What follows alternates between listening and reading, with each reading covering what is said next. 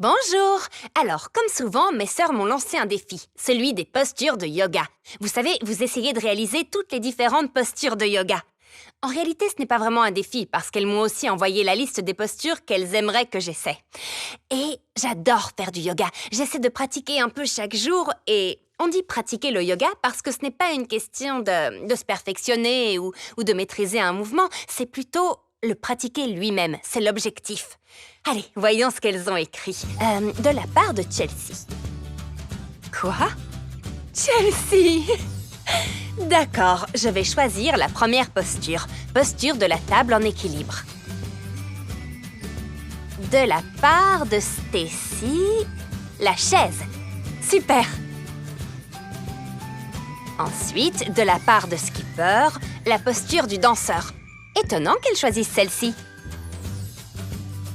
Ensuite, une autre de la part de Stacy, la posture du guerrier. Très bien, ça va être amusant d'essayer cette position. Ensuite, allez Chelsea, une position simple s'il te plaît. L'arbre. Je me demande à quoi ressemblerait la posture du palmier.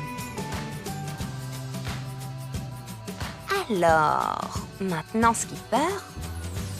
Oh, ça se complique. Je crois que j'ai encore besoin de pratiquer cette position. Très bien.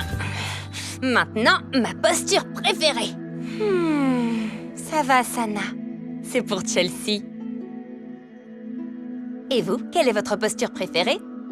Pace. Ken. Ken, tout le monde m'a demandé de faire un autre vlog avec toi. Ça fait longtemps. Oui, c'est vrai. Je suis Oui. ravi d'être de retour. Et j'ai apprécié tes publications en mon Ah oui? absence. Oui, et surtout celle sur le plafond des rêves, Elle m'a fait réfléchir. Merci beaucoup. Ça compte énormément pour moi. Mais je t'en prie. On commence. Alors, c'est l'heure de mon tutoriel de maquillage. Oh, j'adore que vous m'envoyiez les photos de vos réalisations. À chaque fois, je suis ravie. Aujourd'hui, nous allons maquiller Ken. Oh. Ah oui, c'est vrai? Et en quoi, dis-moi? Tu seras un puma pour rendre hommage au lion des montagnes de Santa Monica. Alors, vous allez avoir besoin de Du fond de teint, blanc ou beige clair, une poudre bronzante, de l'eyeliner noir et un crayon à sourcils. des pinceaux de différentes tailles et une petite éponge à maquillage. Commencez par le fond de teint clair en une couche uniforme. Appliquez la poudre bronzante à la racine des cheveux et sur les ailes du nez, et autour de la mâchoire. Mettez de la poudre bronzante sous les joues et autour des lèvres pour faire la bouche du puma. Estompez la poudre bronzante sur les ailes du nez et jusqu'à l'intérieur des yeux. Et, pour finir, appliquez la poudre bronzante sur vos paupières, ou plutôt celle de Ken, comme ceci. J'ai l'impression d'avoir une tartine de... Ne bouge pas. Appliquez du fond de teint clair au-dessus de vos sourcils, sous les yeux et autour de la bouche, comme ceci. Estompez légèrement, mais pas trop, pour voir toujours le contour. Ça me chatouille un peu. Bien. Utilisez votre eyeliner noir pour donner à vos yeux une forme de chat, comme ceci. Tracez aussi votre nez de chat avec l'eyeliner. Dessinez le bout de votre nez comme ceci et remplissez-le. Tracez une ligne jusqu'à la bouche, ça vous fait un museau de puma. Utilisez également votre eyeliner noir pour tracer le contour de la lèvre supérieure et colorez-la. C'est juste... Oh! Je plaisante. Prenez votre crayon à sourcils et redessinez-les pour les rendre épais et touffus. Voici mon moment préféré. Avec votre eyeliner, vous allez tracer les moustaches. Allez, grogne! Et la touche finale... Je suis très fière de ton Tu maquillage. es vraiment fière? Mais tu sais, tu serais doublement fière si tu en faisais un autre. Mais c'est juste.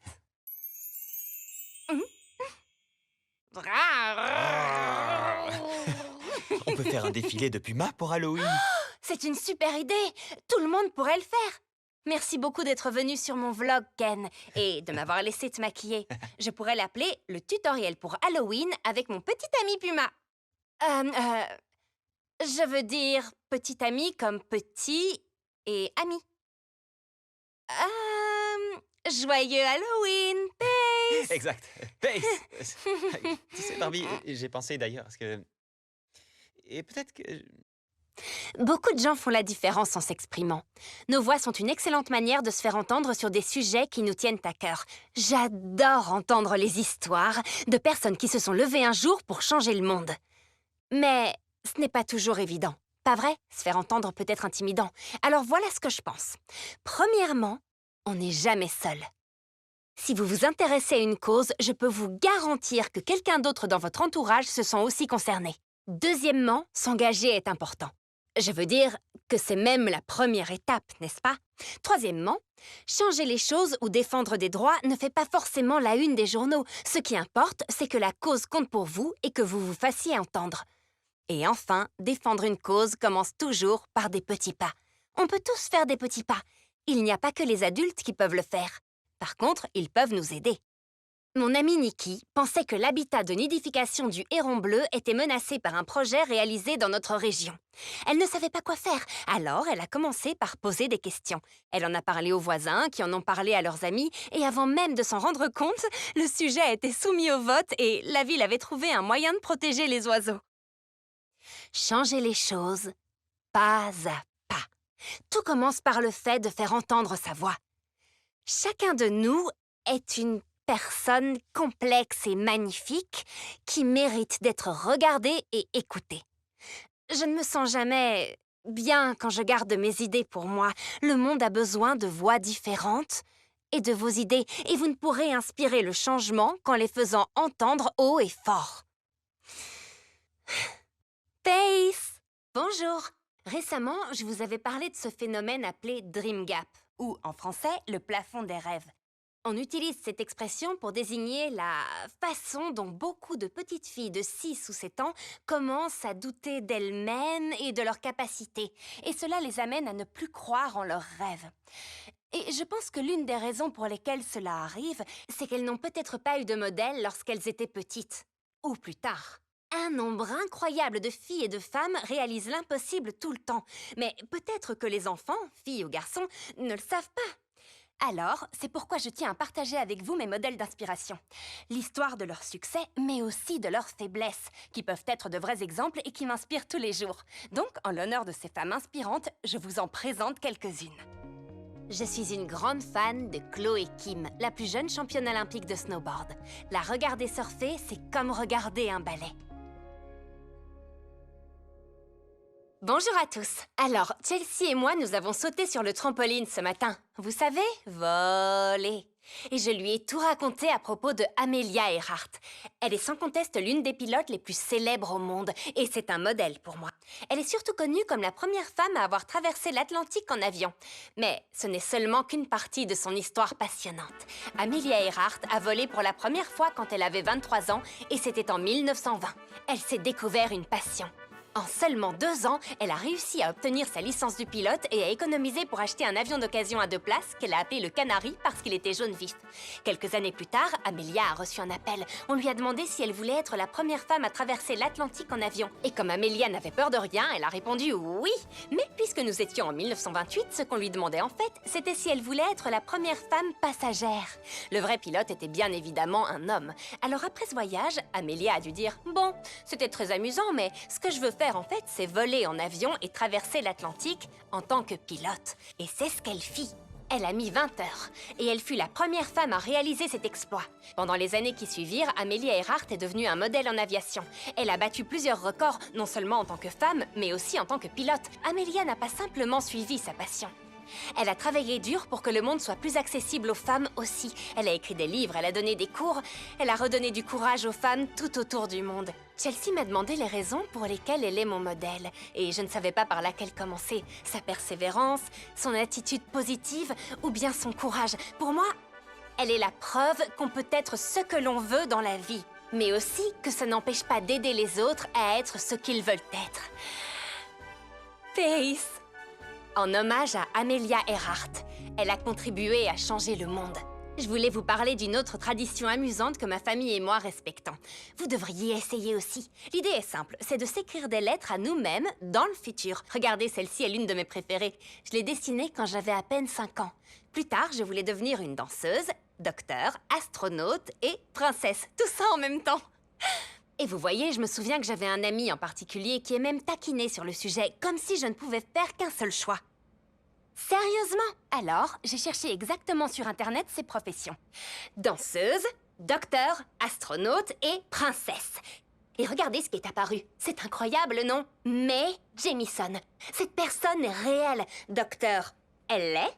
Astronaute, elle l'est. Une astronaute qui est même allée dans l'espace. Et danseuse, elle l'est aussi. C'est incroyable, mais c'est vrai, c'est une danseuse. Elle a étudié la danse avec Alvin Ailey. Elle avait même emmené un poster de lui lorsqu'elle est allée dans l'espace pour prouver cette idée que l'art et la science ne sont pas forcément séparés.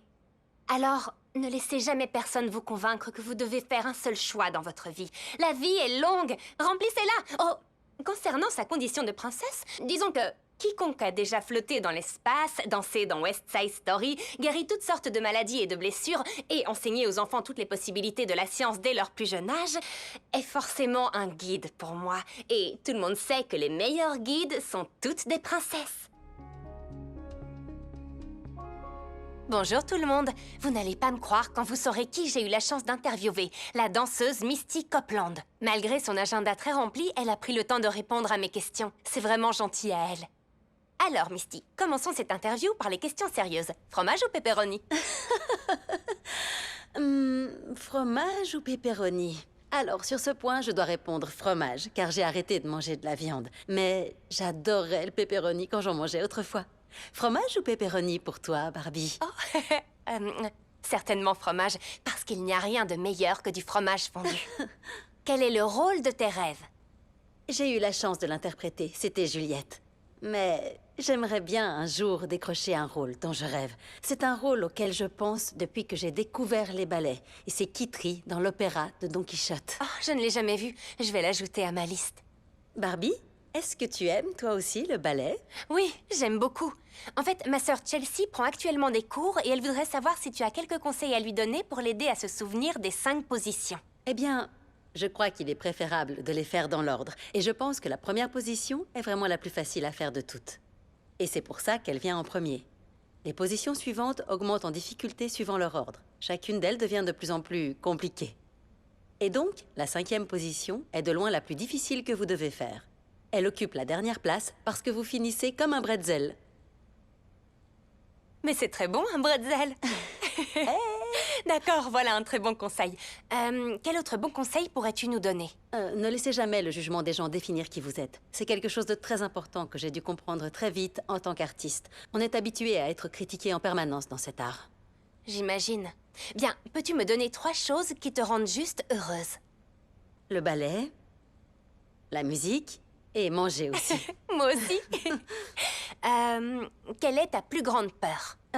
Eh bien, je pense que l'une de mes plus grandes peurs, c'est, ne serait-ce qu'en grandissant, simplement, c'est de laisser tomber quelqu'un. Je crois que c'est ce qui fait de moi une travailleuse acharnée. Et c'est ce qui m'a permis de réussir dans ma carrière et dans mon art. Waouh! Et que voudrais-tu dire à ceux qui nous regardent quand ils font face à leur plus grande peur? Juste fais-le. Je crois qu'il n'y a pas de manière idéale de se préparer face à quelque chose qui nous effraie. Il faut juste oser se lancer et avancer. Et vous devez garder en tête qu'au final, vous vous en sortirez debout et droit sur vos 2 pieds. C'est un vrai conseil de vie. Qui est ton plus grand modèle? Raven Wilkinson. C'est une ancienne danseuse étoile issue du ballet russe de Monte-Carlo. Et c'était une danseuse d'origine afro-américaine, la première qui fut acceptée au ballet russe de Monte-Carlo. Oh! Et toi, qui est ton plus grand modèle, Barbie? Mais il y en a tellement! Mais en premier, David Bowie. Mae Jemison, Melinda Gates. Tu sais, je suis vraiment inspirée par des gens qui ont le courage de s'élever, de se relever ou de se démarquer. Exactement comme toi, Misty. Peux-tu nous parler d'un moment dont tu te souviendras toujours? Le jour où j'ai été promue danseuse étoile. Oui. Oui, ça devait être fort. Merci d'avoir été mon invitée sur mon vlog aujourd'hui, Misty. Nous sommes impatients de suivre ta progression, toujours inspirée et inspirante. Bonjour à tous! Alors, l'une des choses que nous partageons avec Ken depuis toujours, c'est l'amour de la science et de l'espace.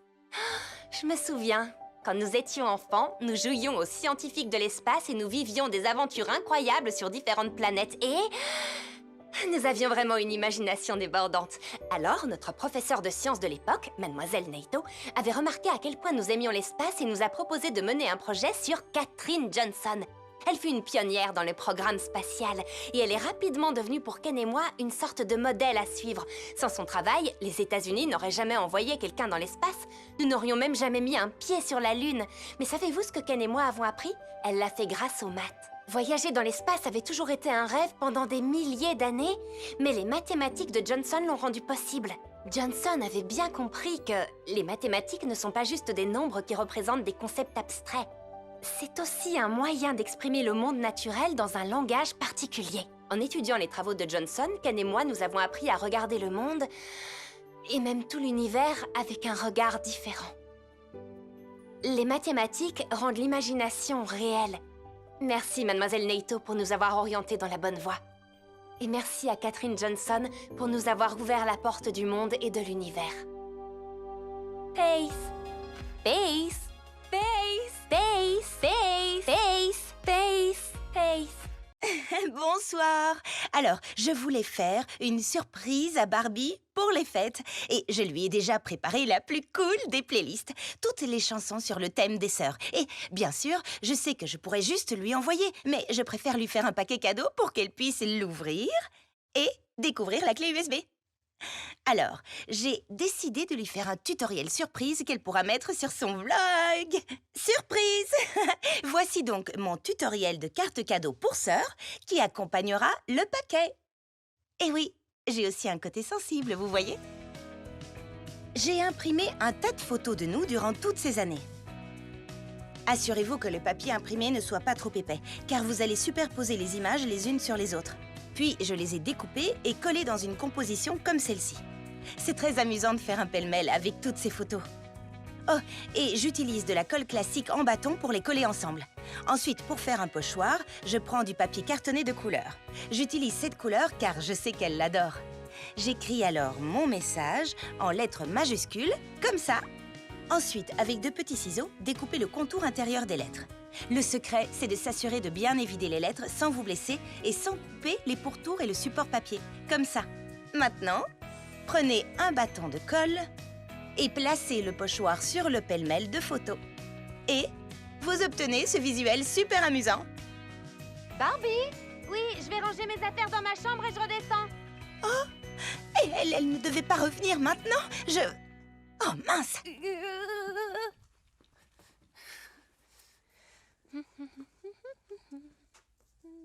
Tiens. Mais qu'est-ce que c'est que ça? Ah, c'était censé être une surprise. Skipper? Je sais, je suis entrée dans ta chambre. Je sais, mais je faisais juste un tutoriel pour la carte. Skipper, je l'adore. Oh, vraiment? Oui, allez, montre-moi tout ça. Oh, eh bien, évidemment, j'allais écrire quelque chose dessus. Bien sûr. Et il y a aussi autre chose, mais s'il te plaît, ne l'ouvre pas avant les fêtes, d'accord? D'accord. Non, en fait, je vais le ramener et te le donner plus tard. Est-ce que je peux garder la carte parce qu'elle est vraiment magnifique? Bien sûr. C'est vrai, et j'aimerais beaucoup publier le tutoriel sur mon vlog. D'accord. Attends, c'est le moment de dire peace. Peace. Et voilà. Allez, t'es prête? Prête? Alors, à qui le tour? À moi. Tu demandes Oui. ou tu devines? Personne, Attends, lieu ça ou revient chose. au même. Personne, lieu ou chose. Personne. D'accord, bien. Quoi? Rien de grave. Cette personne est-elle dans la pièce?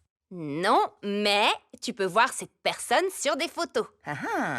Cette personne aime-t-elle la confiture? Je n'en ai aucune idée. Cette personne aime-t-elle les dauphins? Oui. Et cette personne t'aime-t-elle? Oui, je pense que oui. Oui, cette personne même. Et cette personne a-t-elle les cheveux courts? Non. Non? Mhm. Ce n'est pas celle à qui je pensais. D'accord. Question suivante? Alors, est-ce que cette personne aime la musique? Oui. Je vois. Voilà une piste sérieuse. Très bien. Si la personne à qui tu penses était amie avec quelqu'un d'autre, est-ce que tu penses que ce quelqu'un d'autre pourrait se confier à cette personne et lui dire qu'il l'aime réellement? Skipper, où est-ce que tu veux en venir exactement? Et cette personne qui aime la musique et qui a une idée précise de ce qui se passe avec l'autre personne, pourrait-elle se confier à quelqu'un d'autre qui aime la musique? Attends, c'est la personne qui aime la musique, qui aime la personne et qui confie quoi? Oui. Tu sais quoi? Faisons comme si tu pensais à une autre personne, ce sera plus simple. Mais comment ça peut fonctionner? Je veux dire, imaginons que tu penses à quelqu'un qui a les cheveux courts.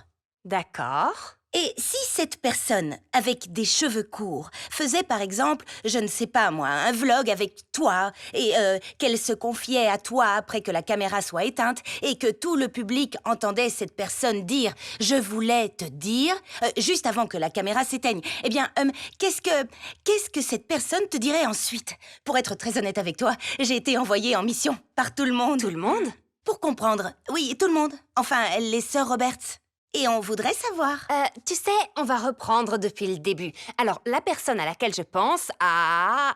les cheveux roses. Ah, il n'y a plus de mystère. La musique, les cheveux roses, c'est Daisy. Oui, eh bien, j'ai eu l'impression que tu t'éloignais vraiment du sujet. Et c'est nouveau que Daisy aime les dauphins? Oui. Oh, peu importe.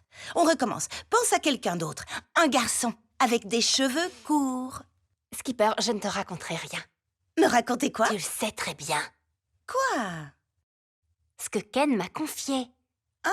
Très bien, mais qu'est-ce qu'il a dit? Tout le monde veut savoir. Ken a dit...